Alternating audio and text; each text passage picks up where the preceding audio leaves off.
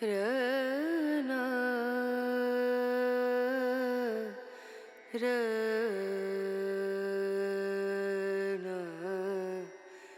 रनु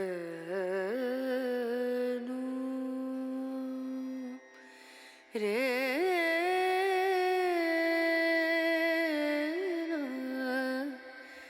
रे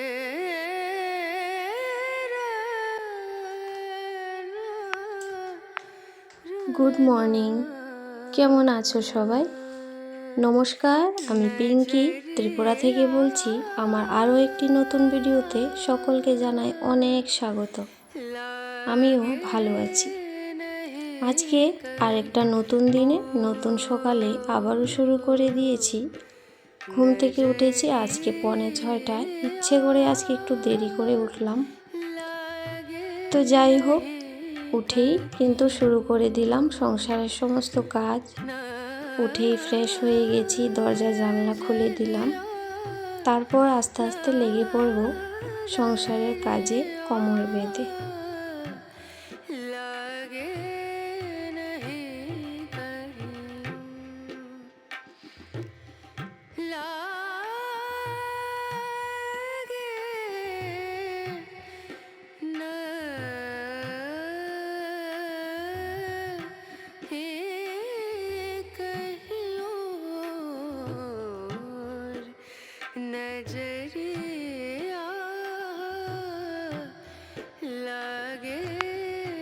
ভিডিওটির কোনো অংশ যদি কারোর ভালো লেগে থাকে, অবশ্যই চ্যানেলটিকে সাবস্ক্রাইব করে আমার পাশে থাকবে আর আমাকে আরও এগিয়ে নিয়ে যেতে সাহায্য করবে।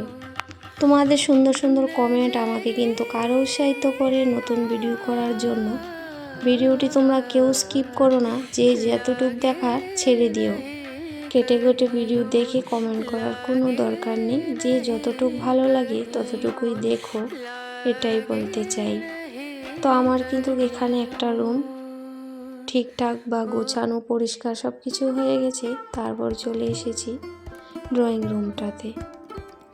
তো রাতে তো অনেক রাত পর্যন্ত লেখাপড়া করে এই ঘরেই বসেই, ওদের স্টাডি টেবিলে পড়ে না, ওদের ঘরেও পড়ে না, এই রুমটার মধ্যেই যেন সারা দিন রাত ওদের ভালো লাগে। তো যাই হোক, কী আর করব। তো এই যে বসে এখানে নাস্তা সন্ধ্যার সময় খাওয়া দাওয়া করে, সেজন্য একটু ঝাড়পোছ করে দিই। আর পিঁপড়ের অত্যাচারে তো বাড়িঘরে থাকা মুশকিল হয়ে যাচ্ছে।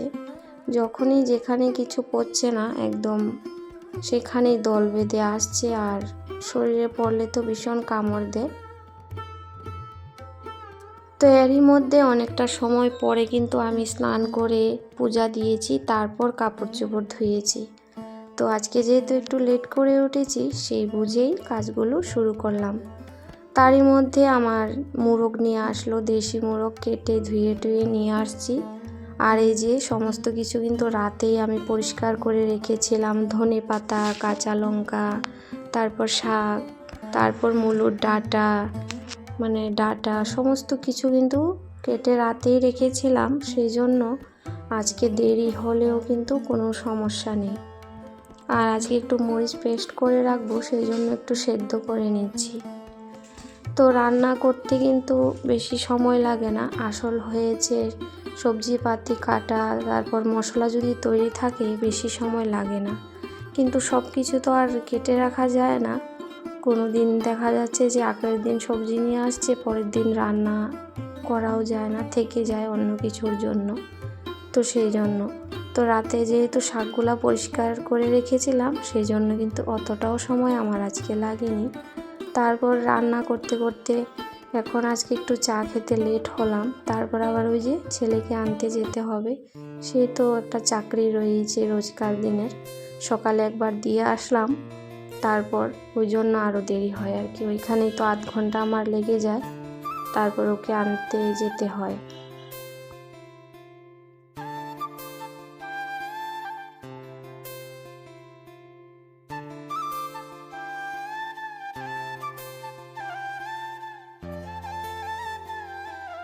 তো অনেকের ভিডিওতে সুন্দর সুন্দর রান্না দেখি, আমার দিদিভাইদের চ্যানেলে খুব সুন্দর সুন্দর রান্না। আর খুব ভালো লাগে, আর অনেক কিছু শিখতেও পারি অন্য যাদের ব্লগ ভিডিও আছে। তো আমার লাইফস্টাইল যেহেতু ব্লগ, তো সেই জন্য আমি দিনচর্যার মধ্যে যা করতে থাকি সেই সব কিছুই শেয়ার করি। আর আমি কাউকে শেখানোর মতো কীরকম কিছু শেয়ারও করি না, আর জানিও না যে অন্য কিছু আমার থেকে দেখে শিখবে। তো যেটা আমি করে থাকি সেটাই কিন্তু আমার লাইফস্টাইলে পড়ে। আর ইউটিউবে যখন এসেছি লাইফস্টাইল ব্লগ নিয়ে শুরু করেছি, সেই জন্যই এগুলো আমি শেয়ার করে থাকি। তো লাল শাকের মধ্যে একটু টক টক হলে না খেতে ভালো লাগে। তো আজকে তো লেবু ছিল না, তাই বলে একটু জলপাই অর্ধেক দিয়েছি, তো যাতে ধরা না যায়। কিন্তু ওই যে সবাই কিন্তু টক খেতে চায় না আমাদের ঘরে, আমি একটু টকখোর বলতে পারো আর কি। তো যাই হোক, এদিকে আবার টুকটুক করে কি যেন ছিল কাটছি, টমেটো, তারপর একটা মূলো দেব, ওই শুটকি দিয়ে রান্না করব।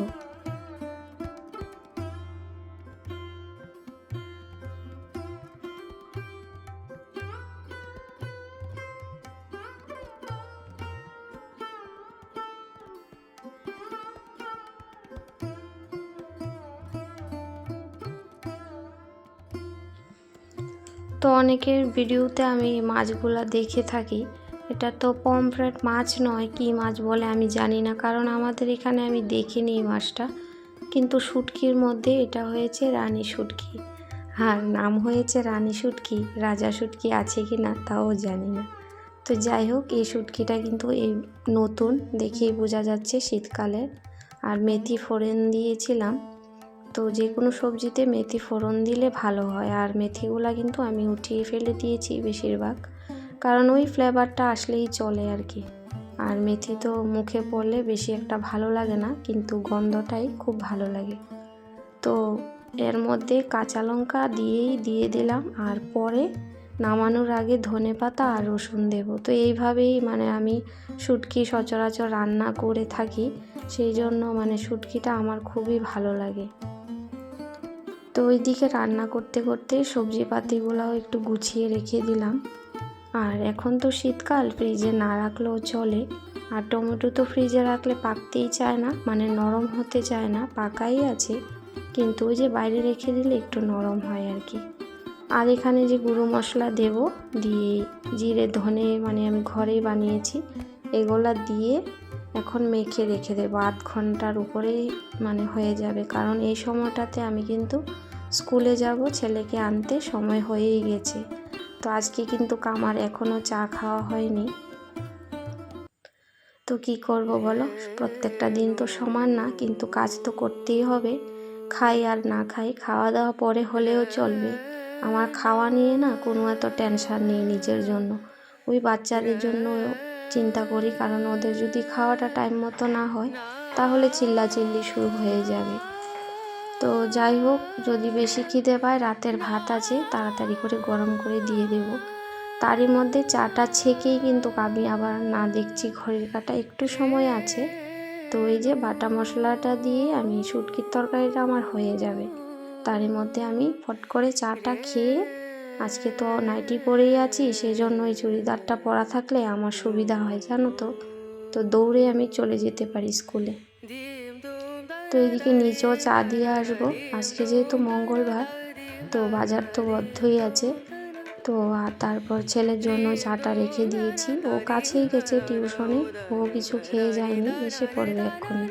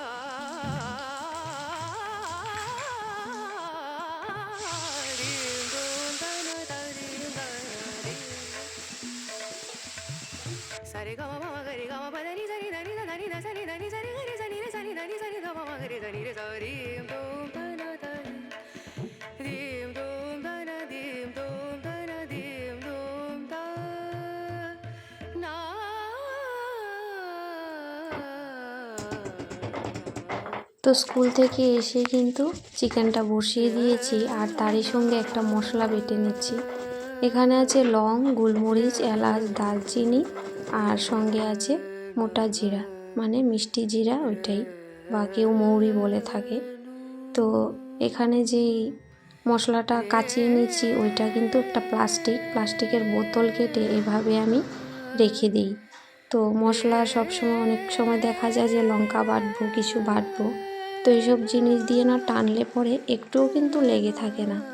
আর কোনো মশলা দেখবে হাতে যদি আমরা বারবার টানি সেটা কিন্তু হাতের সাথে অর্ধেক, মানে হাত যখন ধুই আমরা, চলে যায়।